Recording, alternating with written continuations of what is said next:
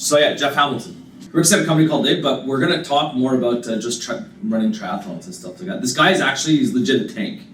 And yeah, we're going to go rip a job, go rip a pod, and we'll see what comes of that, but it should be fun.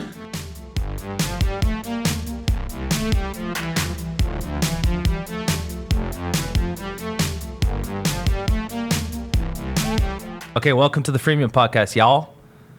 Got Jeff Hamilton in the house today. Yes, sir. Thanks for coming. Thanks, Jeff man. just got married. I got officially married, although I have been legally married for 2 years. Oh, it's been 2 years? Yeah. Damn, I thought it was like 2 weeks or something. It was a COVID thing, so we were... Did you get married in Vegas? In LA at a place called 1 Hour Marriage. We were in a little bit of a rush for visa reasons. Okay. And I always wanted to have the big party, so finally convinced Val, and it was awesome. The weather wasn't supposed to turn out, and the weather turned out, and like really everything just, came together. Everyone important was there, so super fun. Is your wife also Canadian? Yeah, she's from Gatineau. From Gatineau? Yeah. Cool. Like Gatineau itself or Ottawa? No, yeah. Well, she was born in Kingston, but then she grew up like her formative years in Gatineau, and then came to Montreal for JMSB. Okay. And then we met like through the endurance community, sort of. And yeah, so she's super into running and biking and all that stuff. Who's faster, you or her? She's more consistent than I am, but no, I can still beat her. You got a race coming up too, right? I got a race coming up. Not this weekend. It's the weekend after Labor Day, the Esprit. I'm looking forward to it. Been doing some training. I've been picking. I got a lot of questions for you because you're the. Do you officially call yourself a triathlete? I mean, you are. I mean, I don't know. If people ask me, I just tell them that I like endurance stuff. Okay. But yeah, I think if you've done it for a few years, if you have all the gear, if you're doing triathlons, like you'd say, yeah, I'm a triathlete, but it's a little nerdy, so that's why I just say I like the endurance stuff. I like to tell all my buddies that I call myself a triathlete now and all that kind of stuff. So, and sometimes when we go out, if I have a couple drinks, I'll be smoking cigarettes. They'll be like, "You're the only triathlete I know that smokes cigarettes." Yeah, you can kind of get a hall pass once you do that to do some of the unhealthy stuff, which may or may not be a good thing. But no, I've never done a spree, but I like the concept. Like, it's a really cool course. Like, that's a fairly unique thing that we have here in Montreal, the F1 circuit. It's a one-stop shop. Like, really cool. You swim there, and then you bike around. And then is the run course? It's not on the track, right? It's like on kind of the trail. It's around the basin. So you go around the basin twice. So you swim in the basin. So it's like you go up 750 meters, come back. Then you do 10 tours on the track. Yeah. Is it 10 or 11? I think it's 10. 10 tours on the 40K, track. right? Yeah. I think it's like 40, just under 41 or something like that. Pretty close. Mm-hmm. And then you do 2 laps around the Olympic basin. But I had a question. So when should I was planning on doing, so it's the 9th. September 9th is the actual race, the Saturday. Yeah. And I was planning on doing one last, like this week I'm going to go intense. Mm-hmm. Saturday I'm going to go intense again. And then for the week of the race, I'm going to take it easy, hydrate. I'll still exercise and stuff like that. Yeah. But, I see a trainer once a week, going to do, he obviously knows about the triathlon. So it's just no weights, just mobility, stretching, stuff like that. Because I tend to get a stiff back after a bike or after a run and stuff.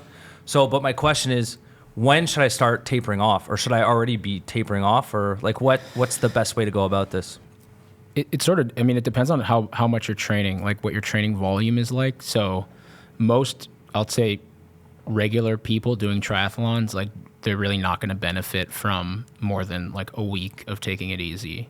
Got it. If you're at the top of your game, you might do 2 weeks, but you're at such a high level of fatigue from all that training that it really does take 2 weeks to get back to baseline. Maybe when I was training at my absolute most, I would have done, 2 weeks, but now, like, if you're not training more than 10 hours a week, I don't see how you would need more than like a week. And even that week, like, you don't want to do anything too different. Like, you don't want to do an intense workout 2 days before your race, but I tend to keep like kind of the same frequency and just, bring it down in terms of volume and intensity. And that way you still kind of feel normal, Is there anything particular that you'll do? So outside of making sure that you get rest, outside of making sure that, you stay nimble and stuff like that, I guess, just make sure you eat like extra clean? Is there anything else that you do on just stay hydrated, eat extra clean? Is there anything like extra that you do? Yeah, like I think people think that like all of a sudden they can just start eating differently like the week of a race sometimes, which to me it's like, why would you do something new that you're not used to? Like I always try to do everything as normal as possible the week before, except for maybe like the Sanka set with the boys that I want to go to. Yeah, exactly. You know? But like a few days before, like one thing that I avoid is like any like vegetables, like, and this might sound stupid, like 48 hours before, like you don't want to be eating anything that's going to make you like, shake yourself. Yeah. Well, anything like you don't really want, you want to just have like processed carbs and a lot of salt. And you don't actually want to necessarily be eating like salads and stuff like that. You know, your body's not going to hold as much of that sodium and keep as much glycogen in your muscles as you want it to. So you actually don't want to be, you know, consuming those kind of things. You probably just want to be, usually 2 days before, I'm like, all right, Gatorade Endurance, which is just Gatorade with extra salt. Yeah.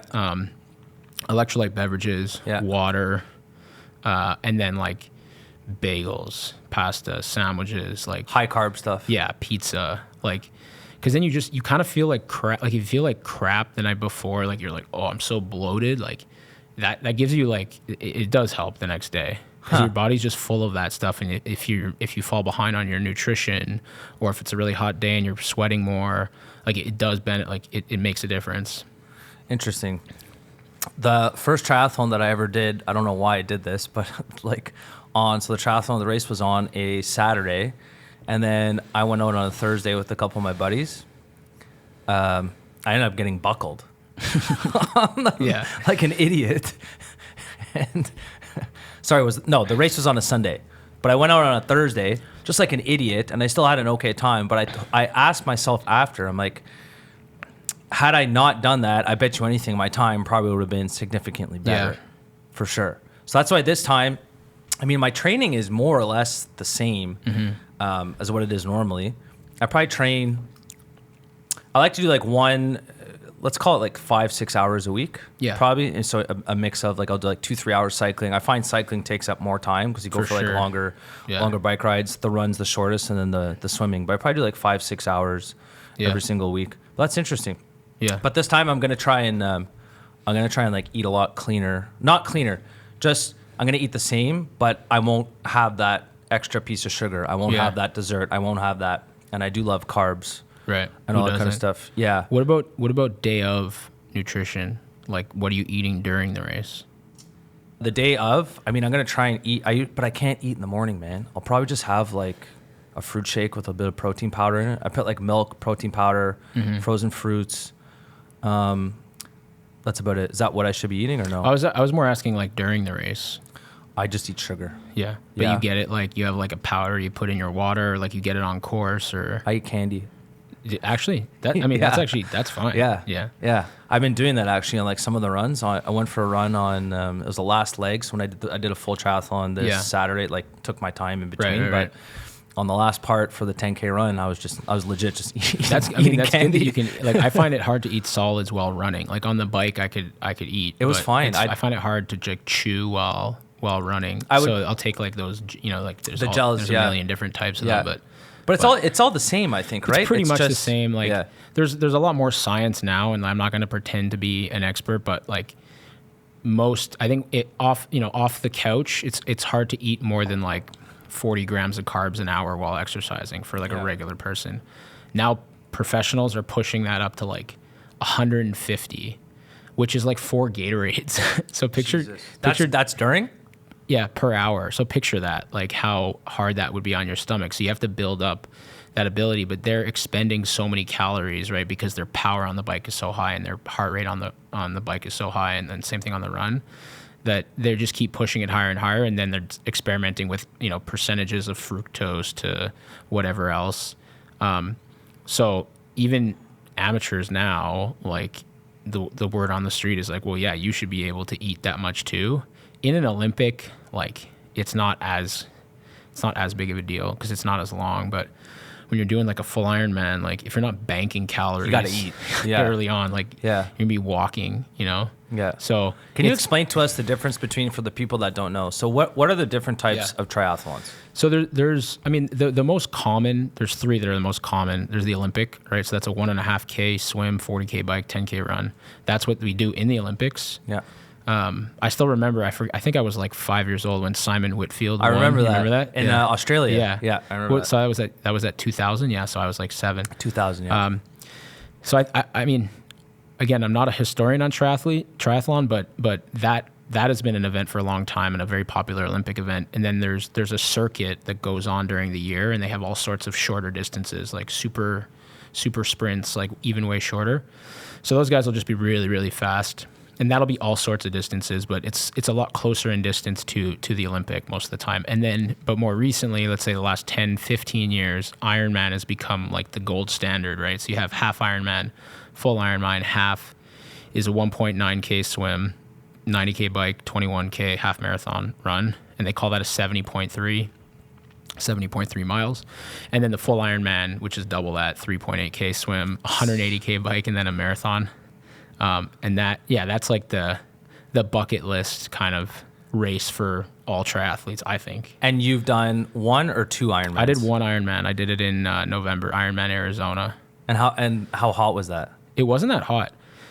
In the winter, it's not too bad. Actually, the water was like freezing. Really? So you definitely need a wetsuit for that. Okay, like what was the temperature of the water? I think it was like 58 or 59. Oh my God, that's cold. Yeah. And we went for the warm-up swim the day before, and I put my head in the water, and I was like, oh my God, like I can't. I had to lift my head up for a bit. Morning of it was okay, like the adrenaline kind of kicks in. But yeah, it wasn't hot. It wasn't hot. It's been around for a long time, that race, so it's pretty well done. It's not the nicest course. It's relatively easy though, so I wanted to pick something that, you know, I felt like I could. I also wanted to drive there because, as you know, like when you do this kind of stuff, like the amount of gear you have is just ridiculous. Yeah. Like so much, imagine flying to an Ironman race, like how much stuff you have to bring. Yeah, yeah. So I wanted somewhere that I could drive to. So that's why I chose Arizona. And so, like, what made you get into triathlons and endurance sports in the first place? Like, how did you start in this? I'll just preface this with, because I remember when I started this 2 years ago, and I'm not nearly on the same level as you, obviously, but the reason I did it, I was petrified. I'd actually just broken up with my girlfriend at the time, and I'm like, you know what? I need something to keep my head straight for the summer. And I was afraid of swimming in the lake, and I wanted to conquer my fear to go swim. And I still remember the night before, dude, I had nightmares. I had sweats. I slept for like 2 hours. Yeah. I had nightmares swimming, monsters, sharks, like totally irrational. There's nothing in the water. But that's why I did it. Like, why did you start this type of endurance sports? It was during COVID. There was a rule, one of the rules in Montreal at that time, which was, I want to say like April 2021, 2021, was like you can't see any of your friends, but you can go biking outside with your friends. So I had this Brilliant. Yeah, I had this old road bike that I bought off a buddy for like $100, and then I started. I texted one of my buddies, Jacob, and I said, hey, you know, we can't do anything. You want to just like go biking? Did a couple rides, and I remember we biked out to St. Anne's from downtown, which is like, you know, round trip 70 kilometers, which at the time to me was like a massive achievement, and I loved it. And we both said, why don't we just upgrade our bikes and just get into biking? Went to the bike shop, and everyone was buying a bike. Everybody. There was like 2 bikes that were my size. Yeah. So I picked one. I still have it now. Got into it, and then a few weeks later, I think I had started picking back up running again around that time, again, just out of boredom. Like always been pretty naturally good at endurance stuff as a kid, but just sort of fell out of it. Had this swimming background from, you know, the pool days, the lifeguarding days, John Abbott, all of that. So that part didn't really stress me out. So I was running, and then I met up with a couple of friends to go running, and there was a guy there that I hadn't met before who's a strong runner. And he was supposed to do, I think it was Ironman 70.3 Maine that year, and it got deferred. It got canceled because of COVID. Yeah. So he said that they were going to put on like an amateur event themselves.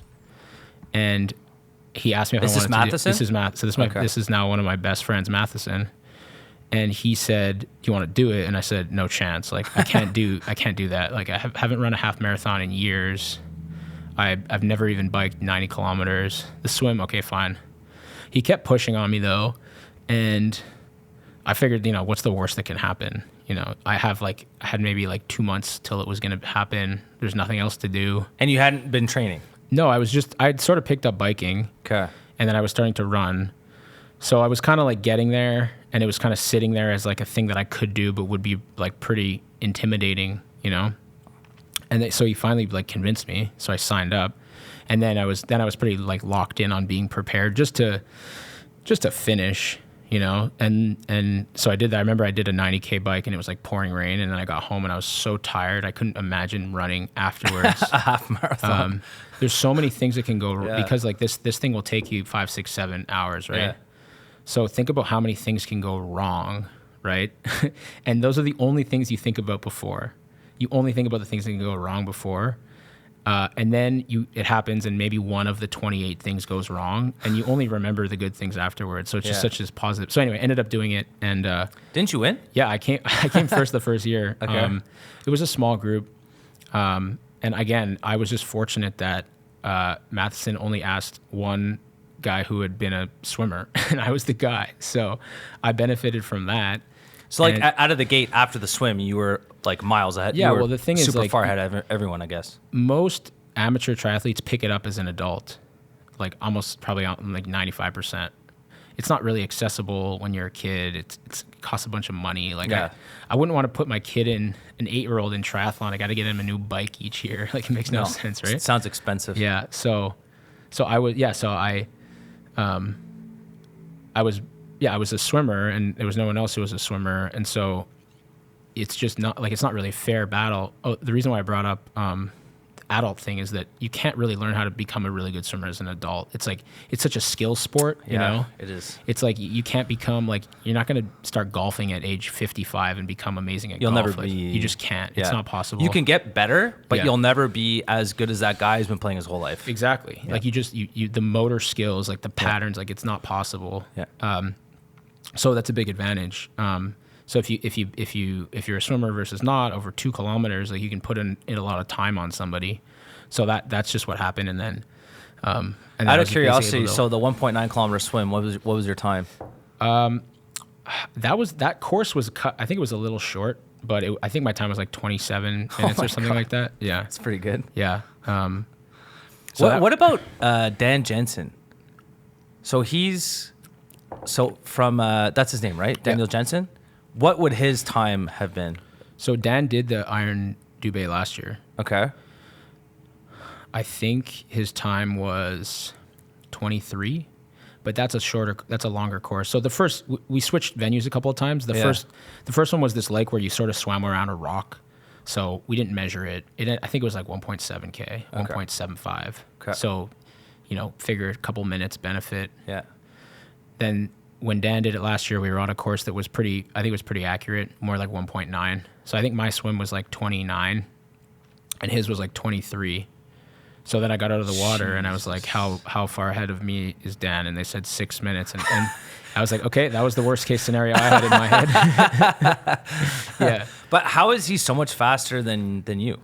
Because like people say, oh, Jeff, you were a swimmer. And I say, yeah, like I was like an okay competitive swimmer. Like Dan was like a Canadian, senior Canadian like finalist when he was a swimmer. Like he was actually a good swimmer versus me being like, yeah, I'm a good swimmer compared to people who aren't good swimmers, So if you have, let's say, Olympic swimmer up here, so like the 100 or 200 meter, whatever, Daniel Jensen would fit where? Is he like just a notch below those guys or a couple? Absolutely just a notch. That, we're talking like percentage points difference there. Oh, wow. Okay, so he's a swimmer. Yes, yeah. Got it. Yeah.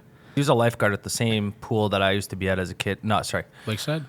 Yeah, I was a sports camp counselor there. Got it. So I just remember him being there. I used to go to lifeguard rants a couple times. Those were fun. Yeah, I'm assuming you went too. Of course, yeah.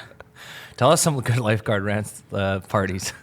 Traffic, remember that one? Yeah. It was like, I think now it's a car dealership on the 40, but that one was a big one. I remember the first summer I was like 15 and I wasn't allowed to go because I was 15. Yeah. Which now seems reasonable, but at the time was And every single other person on my staff was going, and I like cried to my parents. Okay. They still didn't let me go. I don't think I would let my 15-year-old go to that. Why? They kind of well, it's kind of, I don't know.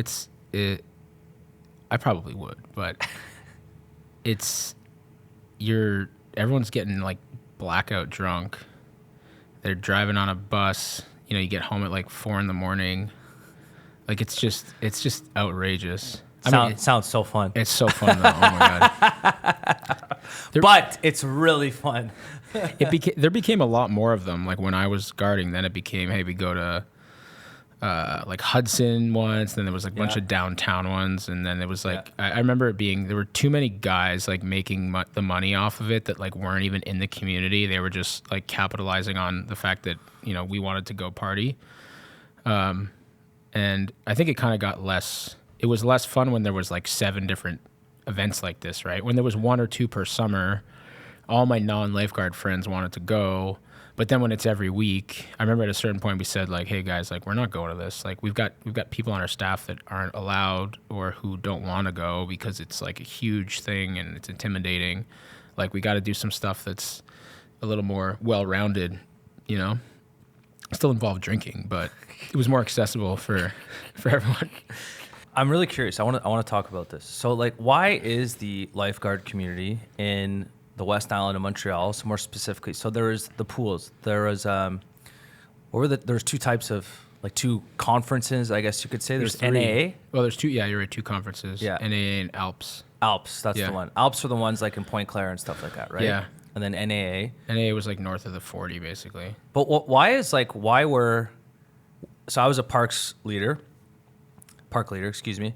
And then there was always like I guess you could say a competition, a rivalry going on between us and the lifeguards. But the lifeguard, why, maybe this is like an outsider looking in. I used to find it kind of almost culty, like how you guys would just always hang around with each other. How it was just, but wasn't like wasn't that the same thing for you guys? It was. Yeah. It was. Maybe that's why we didn't get along. Unless they're pretty girls, we wouldn't get along with you guys. I remember like when the generation before me, like when I was a kid, I grew up at Cedar Park Pool in Point Claire. Yeah. And the lifeguards and the parks people hated each other. Yeah. And even as a kid, I was like, that's kind of weird. You went to CPH? Yeah. Yeah, I'm CPH. As a kid. Yeah, I went to CPH as a kid. Oh, wow. Yeah. I'm But surprised I was a parks kid.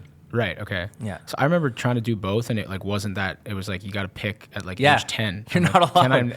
I'm not ready yet. Yeah. Dude, we used to have this kid. So one kid, you're absolutely right. You have to pick a side. So he would come to parks program, and then at lunch, because there was always an hour break, and he would sneak off. And then we found out that he was going to do swim team. And we demolished this kid. We're like, buddy, you got to pick a side. You can't be going to swim team and keep coming to parks. I don't know. I blame the older generation because I remember there was like actual bad blood. And then when I started working at Valois, which is like not far from Cedar Park, next to Lindsay Place, I knew, like, I was best friends from high school with Jacob Geller, who was the park leader. Yeah. So, and then the generation before, not the generation, but the guy's a little older than me, like Mike Bellows, he was friends with the park. So it was a completely different thing. We'd all go to the same parties. Yeah. And that's what I wanted it to be like. I'm like, I don't blame you for, not wanting to be in a pool all day. Yeah. So it was, I think it was more, we were kind of more friendly, I think, at that time. Which was fun because then it was just a bigger group. Man, what I would do to be 17 years old again or 18 years old. It was a fun time. Man, how old are you now? 31? I'm 30. 30? Yeah. Okay. I'm 34, so I'm a little bit older than you. Yeah, so I guarded till I was like 21 or 22. Okay. I kind of pushed it. Like the extra year, I think I could have, I loved it, but I just knew I was never going to do something like that again. Yeah. And I decided like just do one more summer. Yeah. Plus, when you're 21, it's not the end of the world to be 21 years old. If you're 23 or 24 being a lifeguard, it's like, buddy, okay, you're past like it seems like now, like, I don't know if they're just smarter now. Like, they're, like, trying to get internships sooner, and, like, kids are stopping guarding at, like, 20.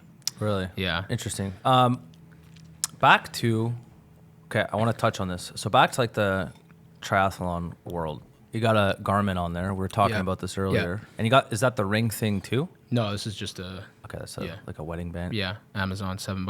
Amazon, $7. Is that your engagement ring? Pretty much, yeah. So, like, what do you like about about Garmin? Because I got the Whoop, and there's all kinds of products. You got Whoop, you got Garmin. Like in Fitbit, in the triathlon community, what's like this is the best watch, or there isn't really, like, what's the iPhone of fitness? Yeah. I mean, products. I don't know. Like, I've never seen like a market share graph, but I'm pretty sure it's Garmin for running. I think Garmin. So when you get to biking, it's probably Garmin too. But there's other products. There's a company called Wahoo that makes like that smart trainer. I don't know if you ever use like Zwift or anything like that. No. It basically just it's a cassette on like a wheel that goes on your bike, so you can run. You can do like, hey, I want to do a bike workout in the middle of winter inside, and I'll just put my bike on this thing. Yes, I have seen this. Okay. So that's Wahoo, and then now they have a watch that I've never used, but their products are pretty good. I have their bike computer, pretty inexpensive, does the job. So I got this when I started running. You reach a point when you're running where only having your cell phone just kind of becomes annoying, right? Yeah. We were talking about that earlier. Like, it's flopping around, like you can't see your pace. There's all these numbers that you can get, and you can get it all for like, a couple $100 on your wrist. Like, it's pretty compelling. Does it do anything outside? So tracking the time, tracking the speed, tracking the distance. What else on top of that does it do? Tracks it, like the map, the GPS. It can serve as your GPS. Like, you can get like heart rate variability, like all these different numbers. And you can do like, depending on which one you get, you can get. I want to play pickleball or something. I can get that on here. Like, I want to go kayaking, and then it'll record your activity. And I think people like seeing that. Like with Strava, it syncs automatically. So people like seeing like the map of what they did afterwards. It's pretty cool, and it's helpful for like tracking historically. Like, oh, last week I did 21 kilometers, and this week I'm tracking for 28, like things like that.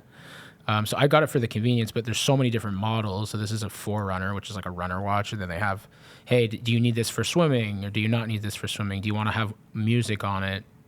So I sort of got like the one that could do everything. But I just find Garmin products like are not that easy to play with, like configuration wise. Like, it's just a pain to change screens and stuff like that. And I really noticed it when I got this Wahoo bike computer, because you don't really want to bike with a watch on. And it was just so easy to play with the different screens, and I was like, why is it so much harder on my Garmin? So I use that for biking. I use this for running. You definitely don't need a device for each, but that's just how it is.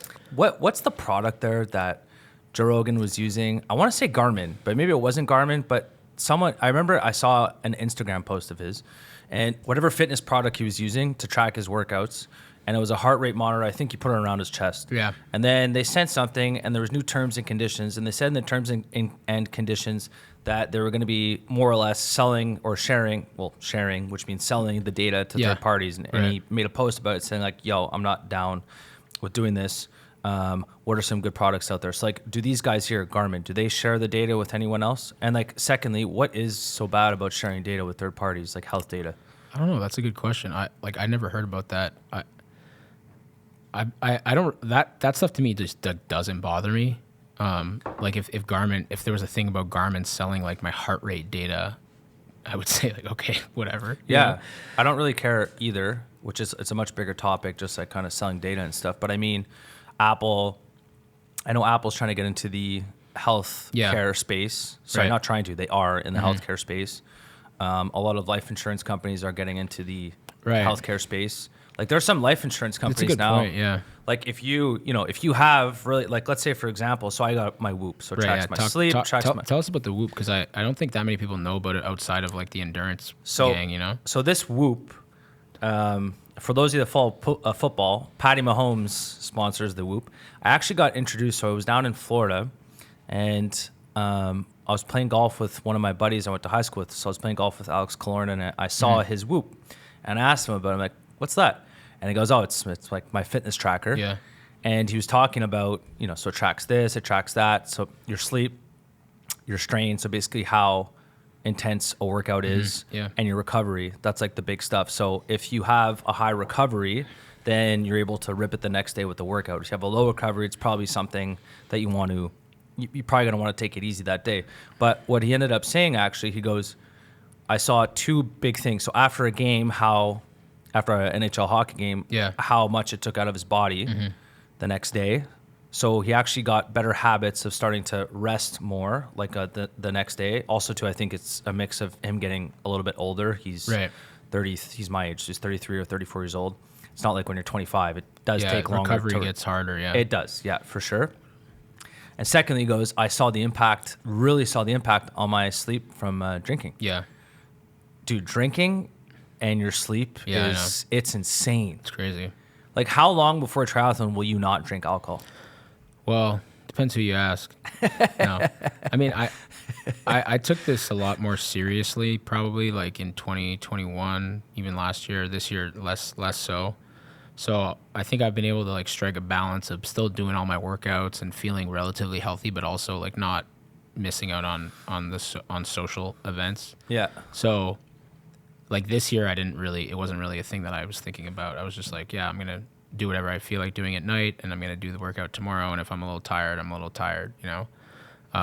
But that's what I'm the same way. It makes a huge difference. Yeah. Like it's not comparable. Like just, if I just had a week where I wasn't drinking at all and I was going to bed at the right time, and then I had 10 hours of training planned versus another week where I had the same 10 hours of training planned and I did something every night, like, you'd look at the two workouts and you would think that it's like two different people. Yeah. You know, like even like your heart rate's way higher. Yeah. So it's like the two are not really that compatible. Yeah. If you want to be really good at endurance, you're probably not going to be the most the biggest social butterfly, and then I guess it applies. But you could say that about any elite athlete. That's true. Any elite athlete, they're not going out. I mean, even the hockey players, when they're younger, you can kind of get away with it, but the elite guys who are elite over the course of a season, they treat it like a job. Yeah. So maybe on the Saturday night, if they don't have hockey until like Tuesday or something. Yeah, okay, they're gonna go out, they'll get bamboozled and stuff like that. But the good ones over the course of a season, they're not getting hammered. Even 2 days before a game, they're not going to touch alcohol. The ones that take it seriously, and most of them do take it seriously. Right. So did you ask Killen if like a lot of the guys in the NHL are using Whoop now? I did ask him that question. So and he gave me an interesting response. He actually said, he goes, some guys use it, quite a few of them use it, or other products as well, comparable products, and it doesn't like do anything magic. It just brings attention to what you're doing to your body. It's like stepping on a scale. Yes, you know? It helps give you, like for me, it helped me develop better sleeping habits. Yeah. So I was like, hey, you should be going to bed more consistently. You shouldn't be doing this. Hey, that extra beer you had last night, look at your sleep. Your sleep score went down and your recovery went down significantly. But he said, yes, so a lot of guys do use it. And then he said some other guys actually don't like using it. Because sometimes, even if you take care of your body, you know, your body goes through cycles. You can, maybe you're just tired the next day. Exactly. So if it's game day and you look at your recovery and you didn't sleep that well the night before and you're like, fuck, I only have a 30% recovery. Yeah. Fuck, I'm going to play like shit tonight. You know what I mean? So some guys didn't use it for that exact reason. I found that interesting. I was listening to a video, I think it was a podcast. It was a cycling guy. I don't remember his name, but it was on YouTube, and he was saying that you shouldn't have heart rate on your bike computer. Or your running watch during events, because he's like, it's just going to really. And I thought that was interesting, because I'm like, well, if you're a professional, like, you know what your score, like, you know what your heart rate should be, so seeing it is good, because you're like, okay, this is where it should be. But I think for some people, it's like not that. Maybe the mental side of it, of realizing like, my heart rate's 3 beats higher than it should be right now. You know, that could just be attributed to like error, or like it's a little hotter that day. But for some people, that will mess them up. And for others, it probably doesn't matter. But what's bad? I never look at my heart rate when I'm working out. What's bad if your heart rate is higher than what it should be? Well, I think if you're doing, especially, I mean, if you're doing a sprint, like hockey, for example, like you're going to be like up and down the whole game, right? Like huge burst when you're on the ice, and then drops down to like just above resting probably, and then back up, right? Yeah. But like in an Ironman, like I'm expecting my heart rate to be in some certain range, and if it's too high for too long, you're probably you're going above your limit. Like we all kind of have a maximum heart rate, and then over time that maximum is gonna come down. So like my 60-minute max heart rate is gonna be obviously lower than my 1 minute max heart rate. But if I'm closer to that like 10-minute max at the start of my 10K, I'm like, I've never held this heart rate higher than 10 minutes. So how am I going to hold it for 40 or 50? You know what I mean? So it can put that like doubt in your mind. So I actually use heart rate less now. And you just use like you time yourself? I know what my pace is and I know how I feel. You know, like we did the Iron, the half Ironman, the Iron Dubai 2 weeks ago. And I wasn't really prepared, and I knew I was going to have a shit day. I tried my best. I know I got what I deserved. You finished it. I got what I deserved. I wasn't ready. And then when I got on the run, I didn't feel good, and I just turned my watch to a screen that didn't show me anything. You didn't want to see it. And I just started running, and I was having fun. Yeah. And I was seeing my friends come by. Some of them having good days, some of them not. So I was just trying to be encouraging. And it made the experience more fun. Whereas if I had been like, oh, like, well, you could probably still get like, you know, and I probably could have tried like 1% harder and it would have been miserable and it would have been the same result for me. Yeah. But I just, I chose to enjoy the moment. And I've had my days where I'm feeling really good. That was not one of them. And it was still fun. So I was happy that like that version of myself existed because I'm super competitive. So if one thing was going wrong, like I've had other races where if one thing goes wrong, like I let it kind of get to me. But no, it was super fun. So yeah. What would you say is the hardest sport to train for? The most intense sport? Like that requires the highest amount of fitness. Yes. I want to play this game. The highest amount of fitness. Are you talking like purely cardiovascular? Like if you were to look at, I know it's a broad question. Like for me, if I was to look at, so you got hockey players, football players, like let's say everything all together. Like would it be CrossFit? Would it be a boxer or UFC fighter? It wouldn't be a hockey player. Wouldn't be a football player. Wouldn't be a rugby player. Like I just feel like either a UFC fighter, a boxer / you were saying bikers earlier, just strictly for VO2 max. That's why I think it's a hard, like, I always struggle with this question because I'm like, okay, pure athlete, like now we're talking like a Pat Mahomes, someone like that. Yeah. But if you're talking about the most fit, like to me, fitness means like aerobic fitness. Yes. Like how good's Let's your cardio? Let's go with that. I think the guys with the best cardio are probably, pro cyclists, pro runners, like.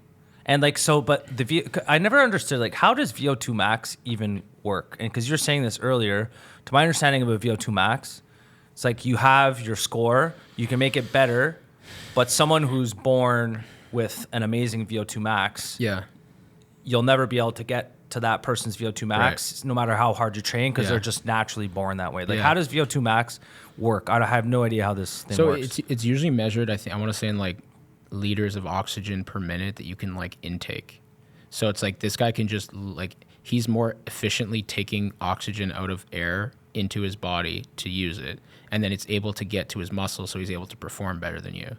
So what I understand is that this VO2 max is average. Let's say it's a score on like, I think it's, the top guys are like in the 80s or the 90s. And then really good. And the top guys would be like a Tour de France guy. Yeah. Okay. Those guys like come around like once every few years. Even the best of the best, like the best guys in the world. What's your VO2 max? I think mine's like mine's between like, depending on the day, like between 55 and 60, which is considered like really good. But again, like you've got guys who are like 70, 80. Maybe I'm exaggerating that 90 exists. So if you're around like 55 to 60, like you can probably be a pretty good like amateur endurance athlete. And then like as you get older and you don't work on that, then you start to run into health problems when it's like 30, like 25, 30, like you can't even like walk around without getting out of breath because it's the same thing, right? So like, smokers have bad VO2 max. I don't know, actually. I don't know if there's a correlation there, but it probably doesn't help. I was watching this documentary on, you've probably seen it. It was the guy, I forget the name of the documentary. Can you check this out? It was the, on Netflix. It's a guy who. Cyclist? No, it wasn't a cyclist. He was a hiker, a mountain climber, sorry. He did the 7 highest summits in the world. So he did Mount Everest. He did a couple other ones. I forget what it's called. It's on Netflix. But anyways, he did it. He did, I think it was 7 or 8 summits over the course. He did it in 6 months and 14 peaks. That's it. Yeah. Anyways, so this guy here, I have a question for you. So he was born at altitude. He's just built to climb mountains, and he does this so easily. So he did this in 6 months. The next closest guy, who was before him, the best mountain climber of all time. It took him 6 years to complete this. So he did 14 peaks, 14 summits in 6 months. But he was able to go up to altitude because apparently, so when the oxygen's super thin, the higher you get, you can start to hallucinate and stuff like that. So for him, he was fine. He actually climbed one of the summits. I think it was the third highest summit in the world. This guy's a maniac. Hungover. Really? He did it hungover, and someone died that day. So he had to go back. So he literally got back down to the summit. They're like, holy shit, we're missing someone. He went back up again. Okay, hungover. Oh my God. Went back up a second time. The guy had already died, and then he came back. But he was just, is that VO2 max? I think it definitely has to do with that. There's also like an acclimatization that happens at altitude. Yeah. There's not a lot of data on this, I don't think, but like people who live at altitude like are just healthier. Like they've done nothing else differently. And you could say, well, yeah, but they probably moved to the town because they're health enthusiasts. So is it really that? Like, yeah, sure, but you adapt to the lower level of oxygen and you get used to it. So I could see how the best climbers, like, yeah, they, that's more of like a low. Probably his heart rate's never going that high, but he needs to be able to sustain it for a really, really long time. Yeah. So it's probably he maybe not the 80, 90 VO2 max guy who's going to win the Tour de France, but there's still something genetically about him that is different. I was actually in Denver. I had a work trip, so Val, my wife, came, and we were doing some biking, and you're like at 2,000 meters above sea level, and what I've been told is that it's like a couple of like 1 or 2% you're gonna lose off your like fitness or your power or your whatever your pace at 2,000 meters altitude. No, per what is it? I think it's like per 1,000 feet. So like that. Shit. So 2,000 meters would be like 7,000 feet. So we're talking like a pretty big difference, right? Like 7 to 15%. So you really feel it. Like you can tell. You just kind of feel out of shape. But we were there. I was there for like 5 days. And you could tell by the end of it, like, oh yeah, I kind of starting to feel like a little bit closer to normal here. You were getting used to it. Yeah. And if you're, again, back to the Tour de France, did you watch that Tour de France Netflix thing? No. Oh, you should watch it. Yeah. It's good? Yeah. I'll check it out. Those guys are all doing like altitude camps because you're actually going to be able to like process better at sea level if you've done it at altitude before. And that's like the only like legal, like, steroid that they're allowed to use. It's like a healthy blood doping almost. Yeah, that is what it is though. Yeah. So they're more efficient at sea level if they do the altitude camp before. So then we came back and then we ended up doing a bike race in Big Bear Lake, which is like 2.5 hours from LA, but it's also at altitude, like same altitude. And I know for a fact that if I hadn't been in Denver the week before, I would have felt a lot worse. Like I was just ready for it. You know what I mean? Huh. How big is because you grew up in Montreal. Yeah. And now, so tell us what it's like living in LA. And then outside of, we could talk about the fitness community. I know it's pretty big over there. You know a lot more about this than I do. But like, what's it like just living in LA? Are you a permanent resident in LA now? No. So I have a visa with LIDD. Okay. So that basically allows me to live in the U.S. for up to 5 years at a time. Nice. And I have to come back to Canada like at least once every 2 years. For how long? So it's 5 years, and then I can renew it. But when you come back to Canada, so every 2 years, you have to cross the border. Oh, okay. Yeah. So you can literally come for 5 minutes. And well, go they back just stamp it, and they put a new date 2 years later. I don't. It's one of those things that like doesn't really make any sense. Yeah. Okay. Cool. Whatever. But yeah, so living in. I always wanted to live in the U.S. There was something I was just drawn to it, and I traveled. So. With work, with LIDD, and hopefully we can talk about that a little bit more, but I've traveled a lot around the U.S., and I was fortunate enough to spend a lot of time in L.A. when I was just starting out there. So I was pretty much, I knew I had my lay of the land. It wasn't like you're moving to a place you've never been there before. I had a lay of the land, and yeah, it definitely didn't disappoint in terms of weather and like outdoor opportunities and you can go up biking. There's really something for everyone there. So yeah, I can't really say anything negative about LA, I think it gets kind of a bad reputation because people think about like Hollywood, like downtown, but because there's so many people there, each like city, you know, like Santa Monica, Venice, Marina del Rey, they have their own stuff. There's enough people there that you find your community. You don't have to go very far. You don't have to sit in the traffic that everyone talks about. Like, you can do that stuff. And when I have friends in town, I'll do it. But if I don't, like, I'm gonna stay in my bubble, you know. Because it does get a bad rap. Whenever I think of LA, I think of homelessness. And I want to hear your rebuttal to this. I think of homelessness. I went to LA. Actually went on a bike trip with my dad. This is pre-COVID. I want to say 2019, probably 2018, 2019. And we went there. We were downtown LA. I found it very, very, very grungy. We were out late not late. We were out at like 11 o'clock at night. One of the nights. But you can say this about any big city. But I'm kind of looking at my dad. I'm like, yeah, let's get the fuck out of here, man. Like, this is, I don't know where we are. And he's like, yeah, let's hurry up here. Yeah. We were fine. But whenever I think of LA, I think of homelessness. I think of super high taxes. I think of beautiful weather. And I just think of a state that's kind of run. It's like woke. Kind of, you know what I mean? Mm-hmm. That's what I think of when I think of LA. Yeah. And if you're like rich and you have a lot of money and you have a good job, I'm sure it's absolutely fantastic. The houses are amazing. You can work in Hollywood. You can do like, there's a lot of beautiful places in California. A lot of them. I remember being Santa Barbara. I think Santa Barbara is honestly one of the nicest cities I've ever been in my life. Amazing, yeah. It's beautiful. But yeah, what do you have to say to that? Yeah, I mean, homelessness I've discovered is like I've never seen a big city that doesn't have like terrible homelessness. Like I spent a lot of time in Chicago. I was saying I was just in Denver, and like Denver was awful. It was everywhere. Really? And in LA, it was really bad during COVID.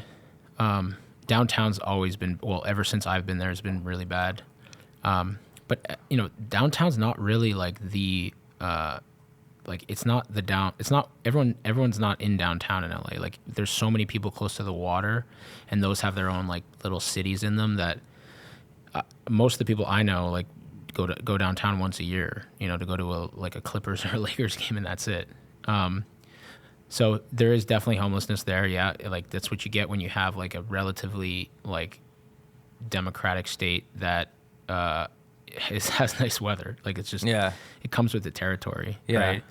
I wouldn't say they're relatively democratic. I think they're super democratic. Yeah, well, I mean, I thought that too, but or Democrat, whatever. But like outside of, I was surprised. Like I think it was before I moved, but like I saw tons of Trump rallies in Southern California when I was there. Okay. I think it's more like the big cities obviously are, but they all are. Yeah. And I think it could still definitely be improved. Yeah, the taxes, like it's pretty comparable to Canada when you factor in the state tax that you pay in California. But again, moving from Montreal, it's like, okay, it's a wash, so whatever, you know. Yeah. Would you say the state is on the up or on the down? Well, it seems like, I mean, it sounds like it's on the down. Yeah. But I guess the question I'm just trying to ask is there, coming from someone who's from Canada, you grew up in Montreal, you're living in LA now, you live in California, and you're getting to see all of its beauty. You have your community, you have your fitness community. I mean, it sounds like whenever, you know, you speak very highly of living where you live in LA, you seem to like it.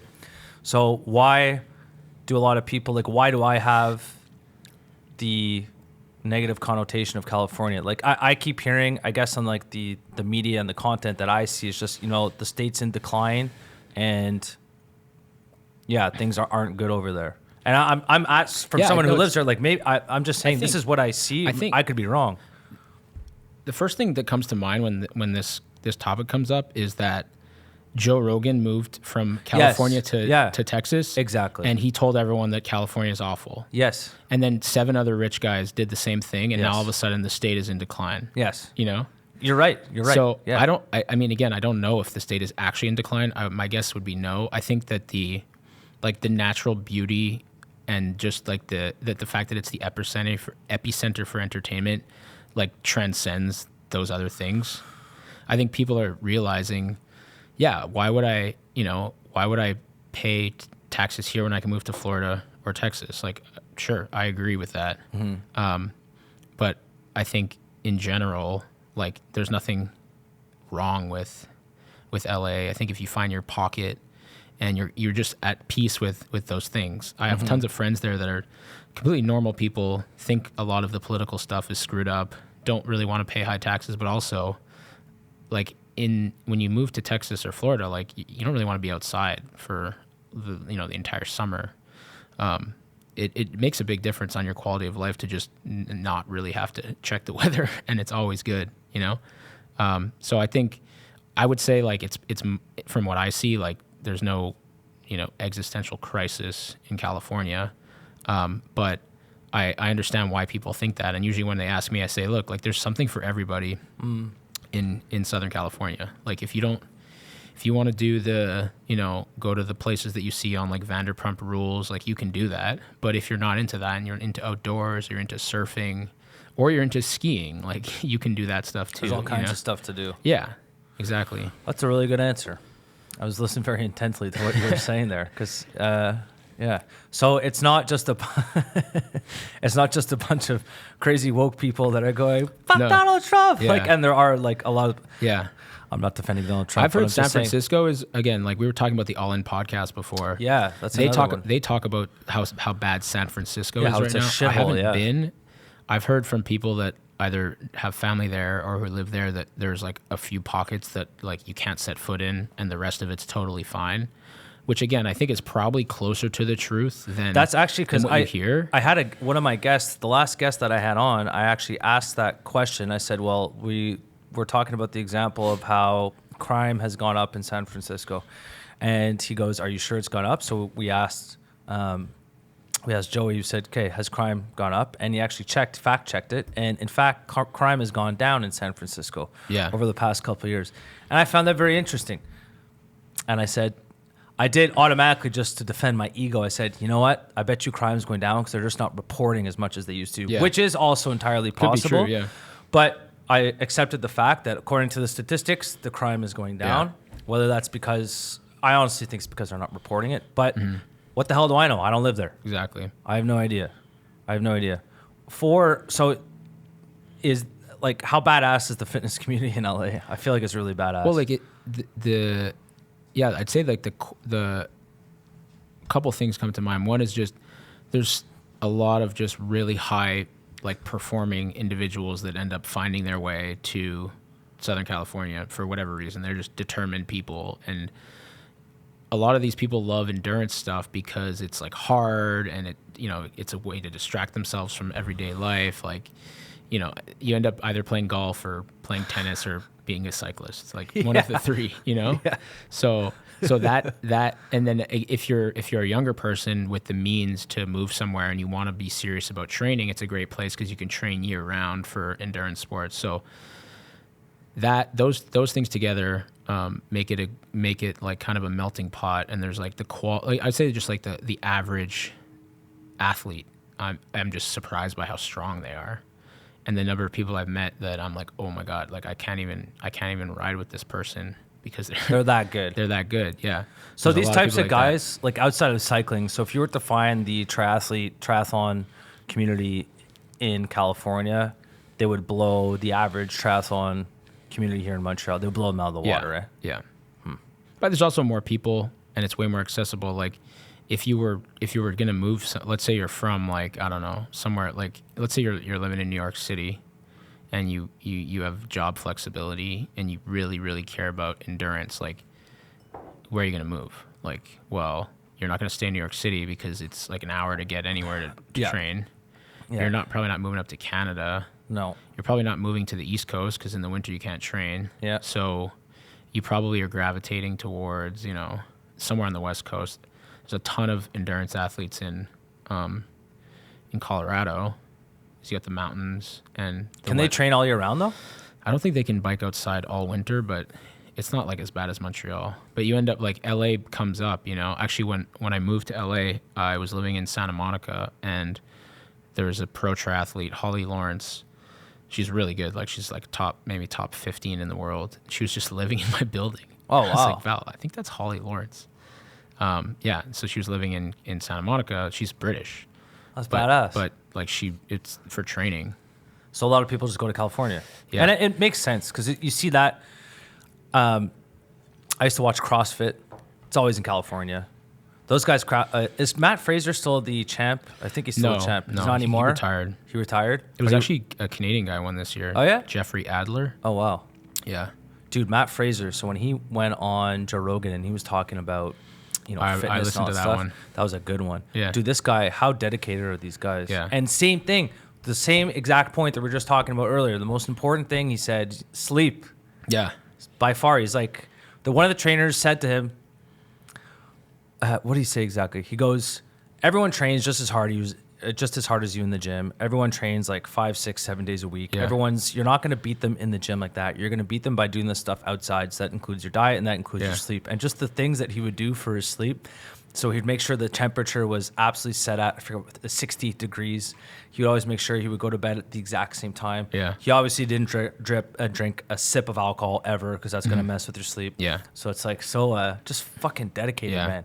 Yeah. I don't think I could do that, be that dedicated to do something like that. You got to be obsessed. Yeah.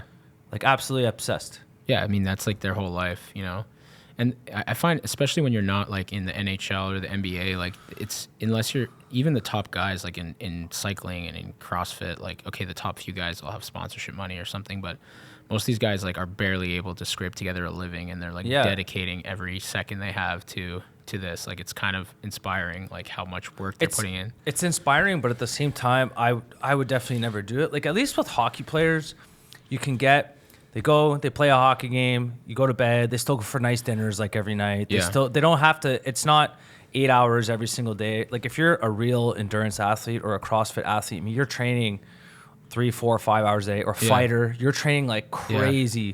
Hockey players don't have to train as much. They do their workout. Yeah, even like they're just peaking for the game, right? So like on the off days, like they're just supposed to relax. They have a practice in the morning. They go watch some videotape. I mean, they have a lot of free time, hockey players. They got a lot. So, I mean, I would much rather have that life. It'd also be fun. That's also a fun question. Like, what pro? If you were going to be a pro athlete, if I was going to be a pro athlete, am I making the same salary across like? No, I think you have to factor in. Like, I have to factor in what I'd get paid. Ooh, I think I'd take either an F1 driver. That'd be badass. That would be cool. Yeah, that'd be fucking cool. Or a soccer player in Europe. Yeah, that would be cool too. You? I would do basketball. But I also love basketball. But yeah, like I think those guys, like, for what they have to do and how much they make, it's like that would be fun. The salaries are insane now. Yeah. Who's the highest paid guy right now? Is it Steph Curry? There's a few guys now that I think are going to make like above 50 million next year for like an 80-game season. For 1 year. Yeah, and they'll probably only play like 65, so that's like what, $800,000 a game. Jesus Christ. It's crazy, right? That's absolutely insane. Stephen Curry was 52 million. Oh yeah, you're 52 right. mil for Steph Curry? Yeah. He's a good golfer too. He's a very good golfer. So, you want to start your own podcast? Yeah, I've always loved podcasts. Like, I remember when Bill Simmons, you know Bill Simmons, right? The sports. Yes. So he was like one of the first guys to have a podcast. He might have been the first sports podcast that made it out there. I'm sure there were a couple guys in their basement, but yeah. And I've been listening to him for, I want to say he started his podcast in like 2006 or 7, and I probably found it like a couple of years later. So that's like almost 15 years ago now. I've always loved listening to podcasts. So then when I saw you started one, I thought it was really well done and a really good idea. Thank you. Then at my company, one of the founders also started a podcast that was internal that is now becoming external in our Montreal office. Yeah. But I was thinking of doing something a little bit different in LA, probably more like long form. I like the longer conversations because it gives I think you build up more rapport and you can dig into more depth. Yep. All the podcasts that I like are like an hour and a half or longer. Yep. So I like that aspect of it.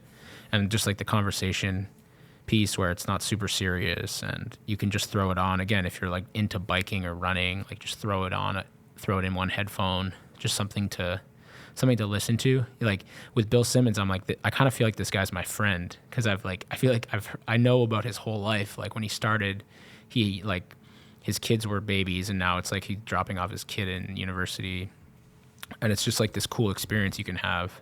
So I've sort of been saying for long enough that I should do it, that like I think now I have the opportunity, like the flexibility, and I would really love to do something like similar to what you're doing. What do you want to get out of it?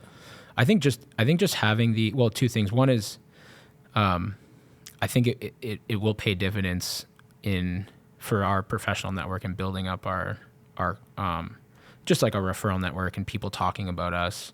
That's why I started it. Right. Well, amongst other reasons, but that's the main one. I mean, the main reason why I started this is to benefit KBD Insurance. That's why I started. Right. That's what I would want to do too. So I think. So I haven't really talked about LIDD much, but so I work at LIDD. I'm a partner there. Have been there my whole career. What does LIDD do? So LIDD is a supply chain consulting firm. Yeah. So we work with food and beverage companies, CPG companies, to help them set up their operations or figure out their supply chain strategy, or implement like business technology. Yep. So like an ERP, or then there's more niche systems for distributors and manufacturers. Yep. So we basically we just sell our services to do that. We're expert in doing that. And yeah, been around for like 10 years. Can you give me an example of, so last time, you don't have to name the client, but you're going to go see someone, let's say it's, because LIDD is a Montreal-based company. You guys, so you mentioned earlier there's an office in Toronto. You have an office in LA. Yeah, and Atlanta. And Atlanta? Yeah. Okay. But the bulk of the operations, the bulk of the people that are working is here in Montreal. Yeah, it's in Montreal. Okay. Yeah. And you're a partner there? Yeah. Oh, awesome. I didn't know you were a partner there. You didn't mention that part. Yeah, thanks, man. Cool. Congrats. Yeah, that was only as of January. Okay. So yeah, we're like 150 people. Okay. And have a lot of our business is in the U.S. Okay. So I moved a couple of years ago, so now I'm in charge of our LA office.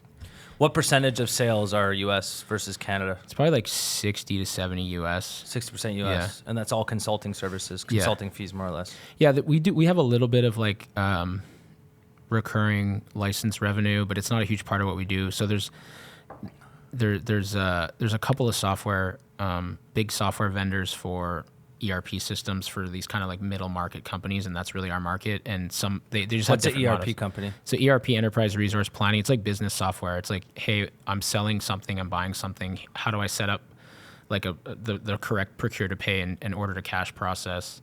So you'll buy a product off the shelf, but it's not really off the shelf. Yeah. There's so much configuration that has to go in, so you can get all the accounting rules right, and you can set everything up correctly. So depending on the company, they have different ways they go about it. So we're partners with Oracle, we're partners with Microsoft.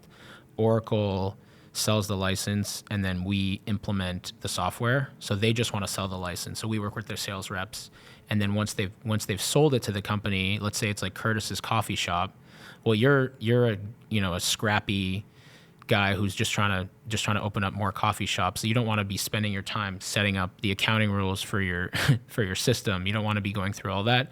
So typically you need a partner. You need to pay somebody to help you set it up correctly so that it's running your business efficiently. So that's really what we do. And then Microsoft is different. Microsoft lets us resell the license, and then so we'll sell their. But I'm not fully understanding this. So Sure. Microsoft lets you guys sell the license. So is your product like built on top of their platform? It's basically their platform. Okay. And then we'll either just configure rules that they already have because they've already had a customer use that for a similar business application, and we're just turning it on for the client. Got it. Or we're building customizations for our client on the platform that then our client will own afterwards. Is Lightspeed one of your competitors? No, really. we don't. That's a different space. It's a little different, yeah. Yeah. No. Is there any crossover at all, or no? No, really? not right now. Okay, that's. I mean, as we grow, we would love to be able to support a customer, let's say, that has Lightspeed. So, in your application park, like all your little pieces of software that run your business, we'll have customers that have Lightspeed. So then there might be an integration point that needs to be built between like your Microsoft product and your Lightspeed product. So that would be something where we would play in the same space, but it's not really a competitive thing. It's more that you're just dealing with a couple of different vendors, and you got to figure out who's going to do what work and who you're going to pay for what, Out of the 100 or 150 people that you guys have at the office, like how many of them are web developers? So I was talking a lot about the software piece. That's probably 50% of our business, and then the other 50% is just pure consulting. Like, hey, do I need three warehouses in Canada or 2 based on my sales and where my customers are and what's going to be cheaper, right? So of the 70, so let's say 75, right? Of the 75 that are on the software side, I want to say maybe like 15 developers, 10 or 15 probably. Okay, so it's pretty light. Yeah, it's not like a huge part of what we do. It's more, we're more heavily, client facing, like senior consultants, project managers, like just running projects in a professional manner, Why does consulting get such a bad rep? There's a trend going on TikTok right now. I don't know if you've seen any of this, and it goes, a McKinsey consultant comes into the office, and then they're just spitting out all these big, complicated words. And I was actually having a dinner the other day with a couple of buddies, and so one of my friends, he's a lawyer, and he met up with this girl he used to go to school with, yada, yada, yada, and she worked at McKinsey as a consultant. And he was just telling us about all the flights paid, like first-class flights paid, 5-star hotels. Yeah. And I'm like, okay, what do they actually do? He goes, Curtis, they literally go in to a lot of businesses and they just have the balls to actually fire the people. In many instances, they'll do the firing for the company. I don't agree with that because it's like, man up and do it yourself. But they do that. So they basically just come in, cut costs, do this, then they make more profit. Yeah. I'm sure there's a lot more to it than that. But back to the original question, why do you think consulting gets such a bad rap? It's a really good question. I think when McKinsey I think all of the kind of bad publicity about consulting, it generally comes from the larger companies just because they're more well known and they have bigger customers, right? Yeah. And charge a lot of money. Yeah, that was the other thing I was going to say. Like, if you saw like what they charge for the resources they give you compared to like what we charge, like we're not playing in the same space at all. It's not even close. Yeah. It's very strategy heavy, right? And Yeah. less like execution heavy. So if you come in and you give a company a bad strategy, maybe it's an okay strategy, but it might still not work out. Yep. And you charge them, like a few $1 million for like a month of work and most of that work's being done by some really smart kid, but he's probably 24 years old. Yeah. Right? Like, and then it goes poorly. Well, you're not going to speak very highly of them in the future, but they're, those businesses are so well developed and been around so long that it's still like the gold standard. And if you're trying to present a new strategic vision to your board and you bring in LIDD, they're going to be like, who the hell is LIDD? It's got to be BCG, Bain, McKinsey. Yeah. So I think it's kind of a thankless job. I think we were talking about this earlier too. Like, there's some similarities with like insurance and consulting in that like no one really wants to buy consulting. Yeah. But they need it, or they might need it. Well, I guess in your case they do need it. In our case, it's like we want to show them that we add value.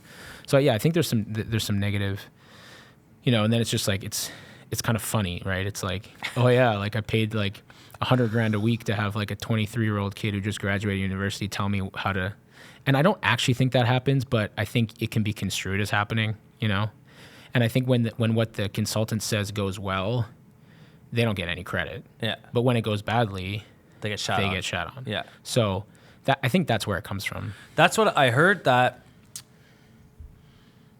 This is a fact. So the government, the liberal government, the conservative government, so it's not a matter of like which party you're affiliated to, but they spend a lot of money on consultants as well, McKinsey consultants in particular. And someone was saying that, so to get the GDP numbers to make it look good, so they're bringing in, Canada brought in more immigrants last year than the U.S. The U.S. is like 10x the population. Yeah.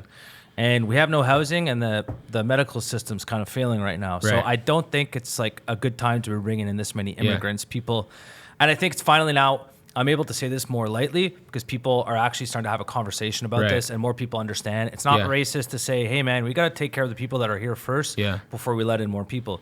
But back to the point I was going to make, what apparently, I don't know if this is a fact, but so the consultants were basically telling the Liberal Party, hey, if you want to get your GDP numbers in, I mean, it's really easy. Just freaking bring in a pile of people. That'll paper over the actual shit productivity growth we have here in Canada right now. Whereas if you look at like GDP per capita in Canada, it's been falling. Yeah. So just to kind of show you, but the McKinsey consultant, they're not going to, okay, Mr. Trudeau, whoever the hell he's talking to, he's not speaking to Trudeau, but whoever the hell he's talking to, what's your goal? We want to get our GDP up. Okay, we'll just bring in more people. Pretty simple. But they're not taking into consideration the healthcare or the housing situation, or, they don't really care because their goal is to just get the GDP up. So they don't even look at that other stuff. Yeah. Anyways, that's my little rant. McKinsey.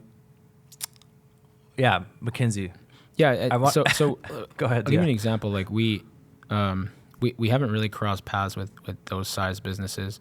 Then you have Big Four, right? So you have like the big management consulting companies, McKinsey, Bain, Boston Consulting Group. Then you have the Big Four accounting firms, but they also offer consulting. Like Deloitte and all those guys. Deloitte, EY, KPMG, PwC.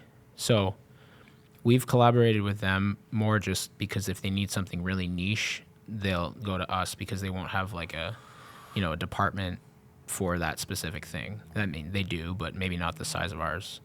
So we'll compete with them on like tradition on our core business, like supply chain. And then below that you have like, hundreds and hundreds of companies. And I'd say we put ourselves in that group and we focus on what we're good at. And we're not trying to like over diversify and offer too many different things, but we want to do all of the operations and supply chain things that like primarily products companies need. And it's such a large space that it's exciting because all you have to do is take a little bit of market share from the larger players every year and start working with like slightly bigger customers that you just have to, there's a path there where it can become pretty exciting, Does Amazon ever seek outside consultation for their supply chain management? So they, on like the strategy side, I don't know. I know obviously when they build buildings, like they have to work with external architects and construction companies. So we have some people in our partner network that have like built Amazon buildings before, but we've never been able to like get in the door there. My guess is that it would be rare for them to not have the expertise to do that in-house just because it's such a core competency of theirs. Are they that far ahead of everyone else in terms of supply chain management? Like, are they actually, when I think of Amazon, I think of, supply chain management and that they are the gold standard for that. I mean, what they've been able to accomplish, getting products to you the next day. They have same day delivery now. They have Amazon, I think it's called Amazon Instant in the US. Like, are they actually that much further ahead of everyone else? I think I've never worked at Amazon. I've spoken to people that are working at customers that work or working at clients of ours that worked at Amazon. That's like the extent of what my exposure. What Charles would say, who's my boss, who founded LIDD, would say like, no, they're not. They just have so much revenue from AWS that it funds that side of the business. Everything. Yeah. So I don't know what the numbers were like last quarter, but that the fulfillment side of the business like traditionally didn't make any money. Yeah. And that's how they're able to have such a high level of service. I don't know if it's still. I still think it doesn't. Yeah.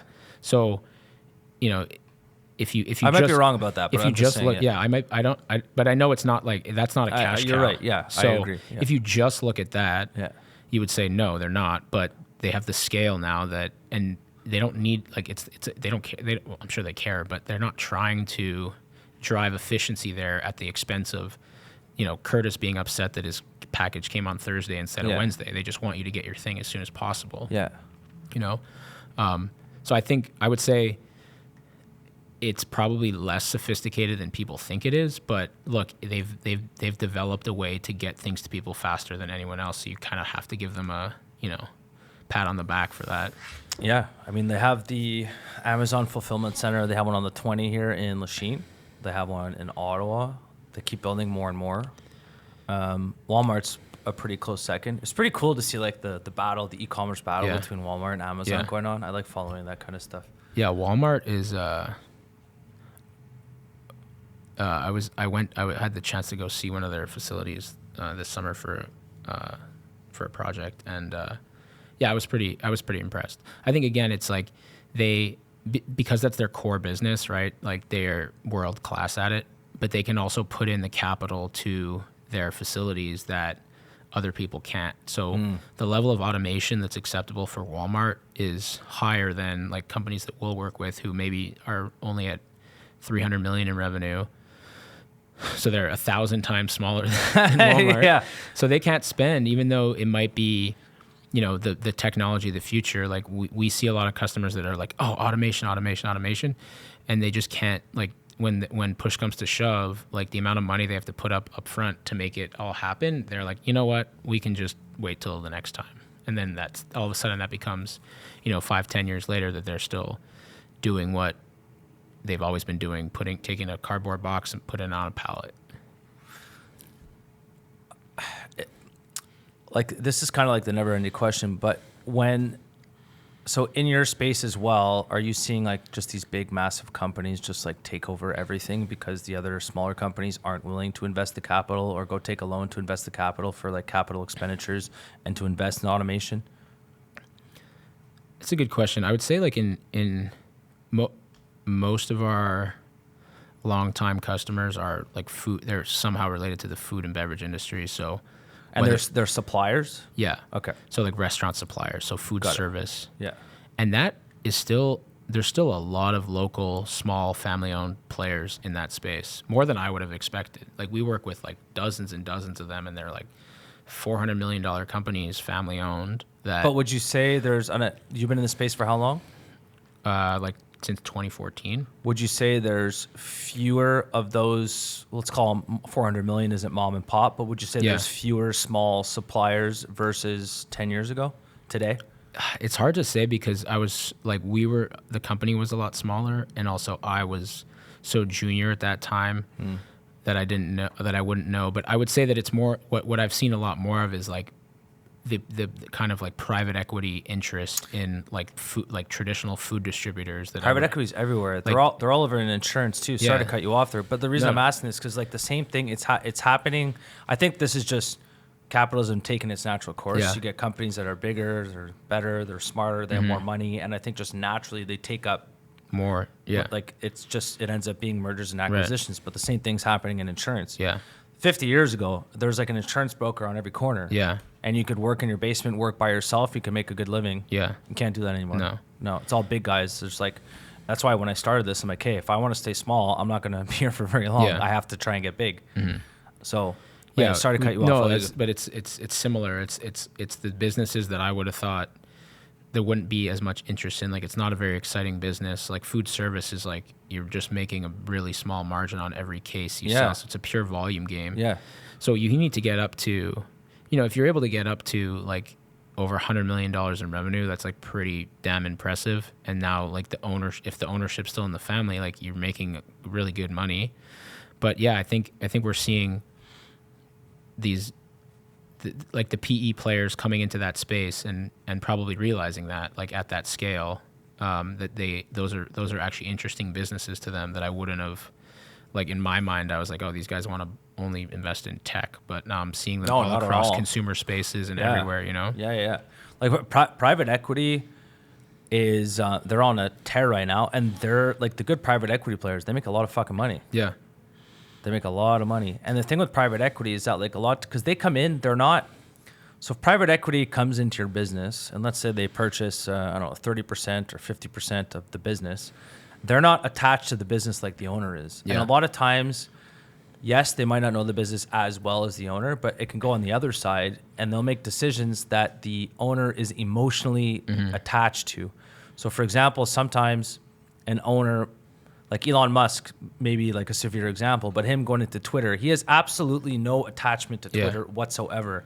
So he comes in, he fires 80% of the people that work there. He doesn't give a shit. It's not his company. Someone who's like an owner, I feel like would have a lot more difficulty doing that. Number one, because these people have been working with you for a long time. And number two, this is the point that no one really talks about, their ego. Because it's admitting kind of that you made a mistake, that you overhired. Yeah. I think that's another big part that no one really likes to talk about either. Definitely the human aspect side of things. But I mean, I've gone through the same thing in like here. Right. Where we had to kind of, this was like a while ago, we had to make some changes, but it's a shot to your ego. Like, fuck, I made a I failed at not like at the big picture, but I made a mistake. The other thing about the PE guys is that they're only like they have this fund of money that they're expecting to pay back out in a certain amount of time. So they're holding that company for 5 years, right? So they're not tied to it for the long run. So in a lot of cases for us, that's actually good because they want to do projects, and special projects typically mean you need external resources to execute on because everyone else is running the business on a day-to-day.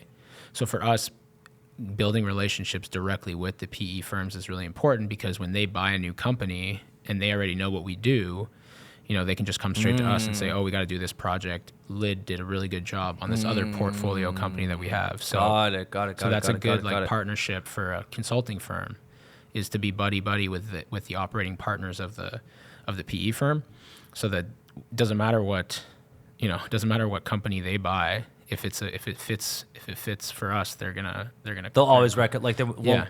Would they force? They're a lot less like that than I thought they would be. Like, I want to say like in the movies, but like on TV, you're like, oh, like cutthroat, But every single time that we've worked with a few firms and companies that they own, and they always let the operating company make the final decision, but they position you, where you want to be positioned versus if you're starting from scratch in a competitive bid, like, good luck. I would much rather have a private equity. I'd much rather work with a private equity firm than a venture capital firm any day of the week. Yeah. Like private equity firms. Not that I've ever worked with one, but just from like what I've heard and what I can see on the surface. Yeah. Like PE firms, I think. I don't know. They're just like, they're good investors. Right. They don't always win there, but like, I had a question for you. What was the question? Is there that big of a difference between American and Canadian companies when you're dealing with them? Because you guys have American customers and you have Canadian customers. So like the level of scale, is it actually that much bigger in the US versus Canada in terms of like size of the business, in terms of the annual revenue, in terms of like, can you actually see it when you're working with the clients, or are all of your clients mostly the same size and you can't speak to that? Yeah, it's a good question. I would say that the relative size of company is usually pretty similar that we work with in Canada and the US. It's just more like the sheer volume of companies, right? Yeah. Like if you're doing like if you deliver to restaurants in the US and you're in, like, we have a customer who's just outside of San Francisco, like they can build like $150 million business a lot quicker in a smaller radius than you could ever do in Montreal. yeah. So and then there's just so many more of them, Like, I can just go on Google Maps and look at all the food service guys in LA, and like there's people I've never heard of there, and I'm like, how have I not crossed paths with this guy's truck before? Like, it's in the city that I've been living in for 3 years, but the sheer scale is definitely bigger. So you're seeing a lot more similar companies in similar geographies doing the same thing, but just from the size of customer that we're looking at, like, we're usually in the same range in the US and Canada. And what's that range? Usually, like, sweet spot would be probably like 100 million in revenue to like 500. So we work with some companies that are bigger than that, but for the most part, those companies, there's still some things some obvious things that they haven't done yet. They usually have an appetite to spend some money on external help. So that usually fits pretty well for us. And then when you start to get up a little higher, then there's the competition that we talked about before. Maybe they're willing to spend, what McKinsey costs, or they want to do this overhaul that there's only 2 companies that they can really trust to do. We're not on that list yet, Do you guys talk shit about McKinsey? No. Like, if you looked at the two companies, if you looked at the 2 companies' financial statements, you'd be like, there's no competition here. Like, they've never even heard of us, you know? So, so no, we don't do that. Sorry, continue. No, I was. What's the end goal for LIDD? Like, do you guys want to take this? I know that's a very vague question. What's the end goal of any business? But here, let me be a little bit more specific. What's like the 10-year vision for LIDD? Well, I think like we've been growing like in the 25 to 40% year over year. We've never taken on like external funding. But we see a path to just growing to be able to play in a larger space and being one of the names that people recognize and being the go-to for a specific niche that, which is like supply chain, consumer goods supply chain. Like, oh yeah, LIDD does that. Like, I think that's who we want to be. So we just want to keep growing at the same rate or a similar rate. And it's really like, if your headcount goes up and your revenue goes up and they're tracking at the same rate, then at the end of the year, it's a better year for the owners of the business. So that's really just what we want to keep maintaining. And, we're adding services here and there, but they're really like adjacent to what we're doing. It's not like we're not going to become an accounting firm. We're going to focus on what we think we're good at, and then just continue to just take market share from some of these other larger players. And how did you become? Can you talk about the journey of you becoming a partner in the business? Yeah. So I was a lifeguard at Valwa Pool. Yeah. And I met one of the founders of LIDD at the pool. Oh, really? Yeah. He's from Point Claire? Yeah. What's his name? Charles Fallon. Charles Fallon, okay. And he, we were talking at like an adult party. I'd had like a few beers. And I was like, hey, like I could be an intern at your company, because I thought it was really cool. He had his own business. He went to McGill. He was an engineer. I was an engineer. And he was like, okay, sure, we'll give you a shot. The company was like 10 people at that time. So I started interning there while I was finishing up school and lifeguarding. Yeah. And it just grew. So when I graduated, I stayed there. I was an analyst. I did all the jobs.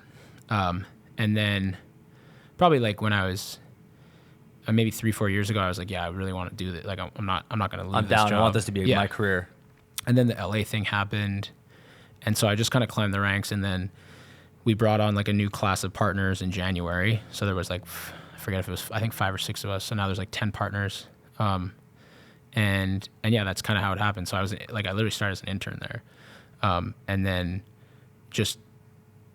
I think just being available and saying yes and being there every day, like really goes a long way. It does. So I've just tried to do that. Yeah. And given me a lot of opportunity to be client facing and like meet people in person and do all the different jobs. So once you can do all of that, and if you're willing to take it on financially, like that, then you're basically a partner. You just need to be accepting of the duties and willing to do it, When you became partners, so did you have to, and if you can't speak to this, then that's fine, but did you have to put in cash? Was there shares that they gave to you? Like, how did that process work? Yeah, so I can give like the high level on it. Basically, the company is owned by the founders. Yeah. So it's not a traditional partnership where like each partner will own like their own kind of thing. Yeah. It's a regular business with common shares, and there was just some basic rules set on amounts, and they were offered to a certain set of individuals. So you're basically saying, yeah, I'm going to get equity, and I can decide a range of outcomes of how much I want to buy or how much I'm allowed to buy, and we just kind of all aligned on that, and that's kind of how it worked. So you bought them? Yeah. They were not given to you? Correct. Got it. Yeah. Interesting. Because sometimes companies there's all kinds of ways you can do that to give people equity. Yeah. You could freeze the shares and they only get a portion of the growth. You Yeah. could do, because a lot of times too, the employee won't have they're not liquid enough Right. to actually buy the shares. Mm-hmm. That's more times often than not. Yeah. So a lot of businesses, they'll freeze the shares, and then that person is incentivized to continue to grow the business. Right. Because it can go both ways. Like owners can get fucked too sometimes. Yeah. Let's say, for example, if you're buying the shares, it's not that bad. But let's say you were to buy the shares, and are the shares that you bought, are they the exact same shares as what they own? Mm-hmm. Okay, so you're on the same level there. Yeah, because you could do that and just go like, well, you could fuck off. Some people, I'm not saying you would. That happens sometimes. It can happen. Yeah. Like, it's a whole thing. Like there's a shareholder agreement, and you gotta have a lawyer read it, and like, it's serious. But it's one of those moments where you're like, okay, well, I mean, this is your chance to like make money. Like if you don't own it, like you're always going to be fighting for that extra dollar on your salary. So you might as well, when you have that's the way I looked at it. I was like, I'm getting this opportunity. I've always wanted to own part of something. Like, I'm not going to say no now, How did your mindset change once you became an owner? I mean, I've always been like pretty disciplined and like driven, but I think just, it just probably like accelerated that a little bit. Like I was more, I saw things a little bit differently, but I don't think it changed that much. I think for Like, what did you see differently though? I think like employee behavior probably a little bit. Yeah. Costs, yeah. Like profit margins. Well, yeah, just being like, and we talked about this already, but like we also had to deal with like some shitty things this year, like layoffs, and that like was not a part of it that I had seen coming in January. Sucks, eh? Yeah, and it's a really like, not that like I can't imagine for the people that were let go, but like it's not. No one wants to do it. But what I realized was like this has to happen for everyone. It's not. We're not doing this because we're mean. We're not doing this because we're evil. It's because if we don't do this, then everyone's going to lose their job. Yeah. You know what I mean? We have to do this for the business. Yeah. Like when you're running it, you have to always think like this is how I always think and how any business owner should think. What's the best thing for the business? Right. And you have to think with your head and not with your heart. It's a lot easier said than done. And sometimes, if I have to let someone go, I fucking hate it. Yeah. I get nervous. I don't enjoy doing it. No, 100%. Like the business itself, like is like a feelingless being that exists, and you have to think of it that way. It's not like it's not a person. It's like this is a thing that's like it's alive, but it unfortunately like it doesn't have feelings. Like what is the best thing for it to do? You know? Yeah. And so the founder is 46. You said? Yeah. Okay, so he's got a while to go. I was gonna ask about the if he was closer to retirement, like who's going to take it over, but he's not even close to retirement. So there's no point having that. This is also something that is, I've seen it. So my wife Val works in an accounting firm, and it's very similar in that, like once you're a partner, like the partner kind of runs their own like business within the business. Yeah. Right. So I have my own customers, I have my own team, and I'm just focused on like building those customer relationships, selling them more services, and then, building my team afterwards. But you end up I'd say it's not independent, but you're really like running your own business within the business, and then we all work together. Yeah. And I think what makes it, that can either be a negative or a positive. Like in our case, I think we're really lucky that all the partners get along really well. So we're always trying to help each other because we know that it's like for the good of the business. Yeah. If I can, I don't have this guy's not busy this month. So if I don't tell you, then we're just going to be paying them and we're not going to make any revenue from them. Or if I communicate and we have good internal processes, I can get that on Curtis's team, and now Curtis uses that person, and we all benefit at the end of the year. So there's like there's definitely big opportunity for synergy there, but you can also just be really good at running your own thing and having your own book of business. But yeah, you still need like a leader ultimately who's making sure that all the checks and balances are happening. And insurance is like that. I think for like a lot of successful companies, they kind of that's a lot of little businesses within a bigger business. I think you could say that about a lot of companies.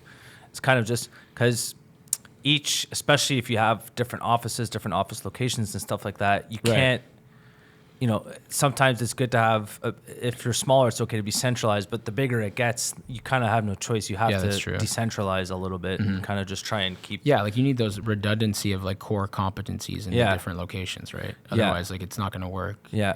You can't be dependent on like somebody in LA. Yeah. If you've got a customer in Montreal who wants to have an 8 a.m. call, like it can't be me. I still do it, but like makes sense. Yeah. Jeff, I'm going to have to let you go because I got other stuff to do at my job. But do you have any finishing, anything you want to finish with? Any finishing thoughts, any questions? No, I really enjoyed that. That was fun. It was fun to talk about triathlon a little bit. Yeah, it was. I like that jog we did a little bit before too. That was good. Yeah. That was a good suggestion. You're texting me like, hey, man, you want to go for a jog before or beers or something? I'm like, we'll do the jog. Yeah. I would have liked to have done the beers, but yeah, we'll do that next time. Yeah, we'll do that next time. I'll get you that wetsuit for your race. Yes, I'll speak to you after about that. But I really appreciate you coming on. Thanks for having me. That was a lot of fun. I did have a lot of fun. Yeah. And this is the Freemium Podcast. We hope you guys enjoyed. Feel free to subscribe. Am I saying it right? Feel free to subscribe. What else did I say? Smash the like button. Follow us. We'll see you next time. Thank you.